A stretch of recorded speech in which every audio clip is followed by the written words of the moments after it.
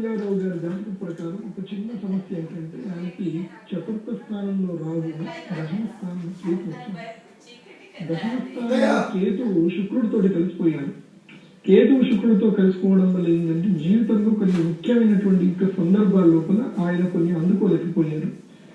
అది కాకుండా జాతక ప్రకారము నేను ఎప్పుడు కూడా చెప్తూనే ఉంటాను, ఈ కాలసర్ప దోషం అనేది, ఈ కాలసర్ప దోషం కూడా వీరికి కాస్త వర్తించడం అనేది సంభవించింది. ఎందుకంటే చతుర్థ దశమ స్థానంలో ఉన్నటువంటి యొక్క గ్రహాలన్నీ కూడా అలా అక్కడనే ఉండిపోయాయి. ఇంకొకటి ఏంటంటే రాహు కేతువులు ఉచ్చస్థానంలో ఉంటే బాగానే ఉంటుంది. కేతువు నీచస్థానం అయిపోయాడు, రాహు కూడా నీచస్థానం అయిపోయాడు. నేను కాలసర్ప దోషాన్ని కూడా చెప్పడం జరిగింది. ఎందుకంటే రాహువు వృషభ రాశిలో ఉంటే ఉచ్చస్థానం, ఈ వృషభ రాశిలో ఉంటే ఉచ్చస్థానం కానీ కేతువు వృషభ రాశిలో ఉండిపోయాడు. అంటే దానికి యొక్క పరివర్తన యోగం అనేది జరిగి కాస్త ఏంటంటే వీరికి జీవితంలో కొన్ని అనూహ్యమైనటువంటి యొక్క ఎదురు దెబ్బలు దాకా తగలడం జరిగింది.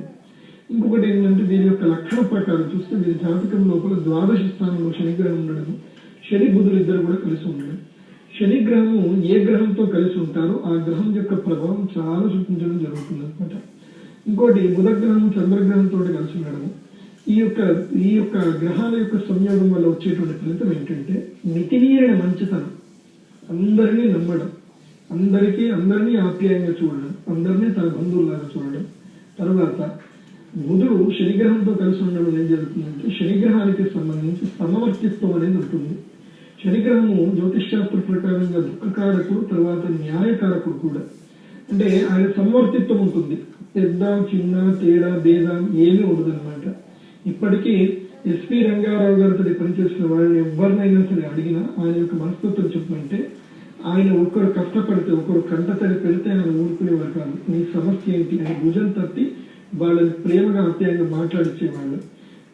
ఏదైతే కనుక ఈ యొక్క షూటింగ్ స్పాట్ లో సెట్ లో అంతా కూడా లైట్ బాయ్స్ ఉంటారు, తర్వాత చిన్న చిన్న కార్మికులు ఉంటారు, తర్వాత కెమెరామెన్లు ఉంటారు.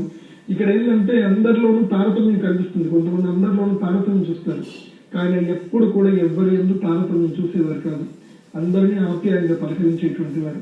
అలాంటి అద్భుతమైనటువంటి సుగుణం ఉన్నటువంటి మహానుభావులైన కొంతమంది 100కి ఒక్కోడు కాదు 1,00,00,000 ఒక్కోళ్ళు ఉంటారు. అలాంటి తత్వం కలిగినటువంటి వారు. చాలా నెమ్మది స్వభావం, ప్రతి ఒక్కరిని ప్రేమగా పలకరించడము, తర్వాత ఎక్కడ కూడా తన అహంకారం ప్రదర్శించకపోవడము, కేవలం తన ధ్యాస నటన మీద ఉండడము, ఇవన్నీ కూడా ఒక విధంగా బుధశనులతోటి కలిసేటువంటి యోగము. అయితే ఇది కలికాలం కాబట్టి ఇలాంటి యొక్క గుణాలు చాలా మందికి నచ్చవు. అలాంటి వాళ్ళని రాతగాని వాళ్ళని తీసుకుంటారు చాలా మంది. ఎవరైనా మంచితనంతో ఒక 4 మాటలు చెడ్డ మాటలు మాట్లాడినా పట్టించుకోకుండా ముందుకెళ్తే చాదగానితనం అంటారు. అది మూర్ఖత్వ లక్షణాలు అవన్నీ కూడా. కానీ ఎస్వి రంగారావు గారు ఒక మహానుభావులైన స్వీయ నటనా కౌశల్యత గురించి ఎవరు తనని తాను ఎప్పటికప్పుడు విమర్శించుకునేవారు. నేను ఎంత బాగా నటిస్తున్నాను, నేను ఎవరిని. ఎందుకంటే ఈయన యొక్క వీరి జాతక లక్షణ ప్రకారం చూస్తే మీరు మెహర్ బాబాని ఫోటో కూడా చూస్తూ ఉంటారు. అందరు కూడా మెహర్ బాబా గారిని చూస్తున్నా, ఎస్వి రంగారావు గారు చూస్తున్నా యాక్టివ్ గా కనిపిస్తారు అనమాట. అంటే చూస్తే ఆ యొక్క దేహ లక్షణం సాముద్రిక లక్షణాలు చూస్తే ఏంటంటే ఎక్కడైనా సరే నిర్లిప్తత ఉండడం, ఏది నాది కాదు అనేటువంటి ఒక భావన కలిగి ఉండడం, ఒక వైరాగ్య చింతన. అది కాకుండా వీరి యొక్క ఇంట్లో కనుక చూసినట్లయితే వీరు చెన్నైలో ఉండేవారు. వీరి ఇంట్లో కనుక చూసినట్లయితే ఇప్పటికీ కూడా వివేకానందుడికి సంబంధించిన సాహిత్యాలు చాలా ఇంట్లో ఉంటాయి. వివేకానందుడికి విశేషంగా ఆయన వివేకానందుడు అంటే చాలా ఇష్టం. వివేకానందుడి యొక్క సాహిత్య చర్చలు, ఆ యొక్క కథా చర్చలు రెగ్యులర్గా వింటూ ఫిలాసఫికల్ థింగ్స్ అనేవి ఉండేవి. అది కాకుండా చాలా మందికి తెలియని విషయం ఏంటంటే వీరు వేదాంతజ్ఞులు కూడా. ఎస్వి రంగారావు గారు పురాణాలు అదేవిధంగా ఉపనిషత్తులు కూడా చదివినటువంటి మహానుభావులు. ఆయన ఉపనిషత్తులు కూడా కొన్ని చదివి చాలా మందికి వేదాంతానికి సంబంధించిన విషయాలు మాట్లాడుతూ ఉండేవారు. అలాంటి అద్భుతమైనటువంటి ఒక శాస్త్ర జ్ఞానం వీరి సొంతం అనమాట. ఎందుకంటే శనిగ్రహానికి అధిష్టాన గ్రహం ఎవరు అంటే అధిష్టాన దేవత బ్రహ్మదేవుడు. బ్రహ్మయ్య అధిష్టాన దేవత కలిగినటువంటి శనిగ్రహం యొక్క ప్రభావం బుధగ్రహంతో కలిసింది కాబట్టి బ్రహ్మజ్ఞాన సంపన్నులై ఉంటారు. కాబట్టి వీరు అందరితోటి సమానంగా ఉండడం, చక్కని ప్రవర్తన, జ్ఞానం, కౌశల్యత, నటనలో ఈయనని మించినటువంటి వారు ప్రదాక లేరు. ఈయన అనర్గళంగా ఒక డైలాగ్ కనుక చెప్తే ఆ డైలాగ్ కి లేదు. అండ్ వన్ మోర్ ఏంటంటే ఎస్వి రంగారావు గారికి ఉన్నటువంటి విషయం ఏంటంటే ఈయనకి సింగిల్ టేక్ అని అంటారు. సింగిల్ టేక్ రావు గారు అని చెప్పి ఎస్వి రంగారావు గారికి సింగిల్ టేక్ రావు గారు అని పిలిచిన రోజులు కూడా ఉన్నాయట. ఎందుకంటే లగ్నం సినిమా లగ్నం అనమాట. లగ్నాధిపతి యోగం అంటే ఏంటంటే సింహలగ్నాధిపతి అయినటువంటి రవిగ్రహము మేషరాశిలో ఉచ్చస్థానంలో ఉన్నాడు. ఆ యొక్క రవిగ్రహానికి గురుగ్రహం కూడా కలిసి రావడం జరిగింది. అయితే ఈ యోగం యొక్క వల్ల కలిగేటువంటి ప్రయోజనం ఏంటంటే వీరికి ప్రభుత్వ ఉద్యోగం కూడా ఉంది. ప్రజల్ని అత్యంత క్లిష్టమైన సమస్యల్లో కాపాడడానికి అగ్నిమాపక దళం ఉంటుంది. ఆ అగ్నిమాపక దళంలో వీళ్ళ కీలకమైనటువంటి ఉద్యోగ బాధ్యతలు నిర్వర్తించాలి. దానికి కూడా ఈ యొక్క జీవాదిత్య యోగం అని అంటారు దీన్ని. అంటే సూర్యుడు మరియు గురువు ఇద్దరు కలిసి ఉంటే అది జీవాదిత్య యోగం అంటారు. ఇది చాలా విశేషమైనటువంటి యోగం. ఒక హుందాతనం కలిగి ఉండడం, ఒక ఐడియల్ పర్సన్ గా.